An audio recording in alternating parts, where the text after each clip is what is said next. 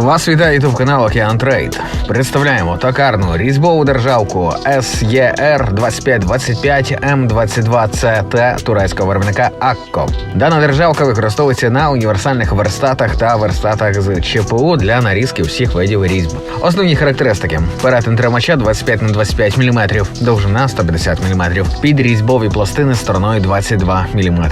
Державка виготовлена з високоякісної інструментальної сталі та вкрита зносостійким нікельованим покриттям. Використовуючи цей різець, можливо нарізати різні типи різьб. Метричні з кроком від 1,5 до 6 мм, дюймові від 5 до 14 ниток на дюйм, трапецієдальна різьба з кроком від 4 до 6 мм. В комплект входить ключ для кріплення пластин. Пластини в комплект не входять. Замовити цей товар та багато інших ви можете на нашому сайті ocean.biz.ua. А ще наші фахівці готові надати вам консультацію та допомогу у виборі оптимального інструменту для вашої роботи за вказаними номерами. Доставку робимо в будь-який куточок України. З нами швидко, надійно та якісно.